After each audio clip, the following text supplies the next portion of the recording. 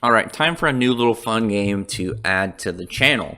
And that is going to be, every time we get a new Fairy Tale 100 Years Quest chapter, we get a cover. Obviously, just a fun little cover to look at for the chapter, as you do a lot of series.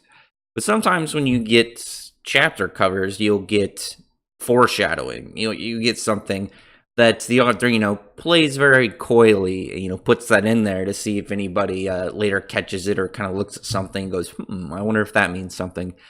And in this one, I believe that we have a couple things foreshadowed within pretty much what's to come in Fairy Tale 100 Years Quest. Obviously, this could be me just overanalyzing things, but for the sake of enjoyment, for the sake of the conversation, for fun, let's just kind of look at it and, keep an open mind of what exactly, we're looking at. So let me make this a little bit, make this picture a little bit bigger. So obviously on the cover this time we have Lucy, who is a magician doing tricks. We have Urza as the assistant in the back, and Natsu just sorted in a box.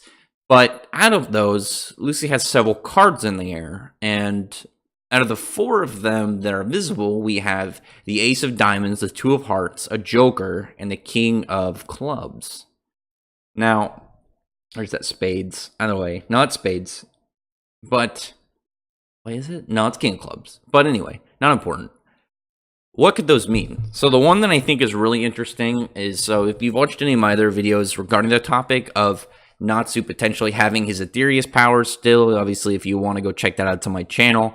But kind of TLDR, though, one of the things I think about is the fact that Lucy was messing with Natsu's Aetherius book near the end of the Albreath arc. She had part of it enter her body, and Natsu, who should have died after Zeref died, did not. And the theory there is that the link that was put to Zeref went to Lucy because Lucy was messing with the book. And between the two of them, if you look there, is the Two of Hearts. So between Natsu and Lucy, there is obviously two hearts, but between them connected. I think that one is very interesting because I think that one holds the most potential out of all of them. Definitely very, very interesting. But I don't know. Tell me what you think about that. That's the one that I kind of like take the most, as I said, note of, because it is a very interesting placement. Obviously, the specific type of card and the number is definitely something to kind of like scratch your chin at.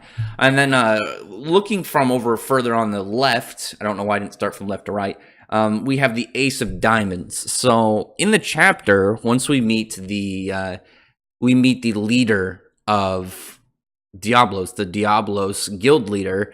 He has around his wrist these bracers, and his biceps, everyone knows what those would be, bands with diamonds on them. So think about that. You have the Ace of Diamonds. Natsu's looking at it. He's kind of like freaking out. Obviously, there's obviously an element with the sword box that could be in there as well. But just the placement of the card and the fact that he's looking at its direction, I think, is a potential like little teaser. Putting danger on the way, this kind of like big hulking, ace number one, the number one guy in Diablos, as well as the diamond kind of like design on his kind of being, but also on his, the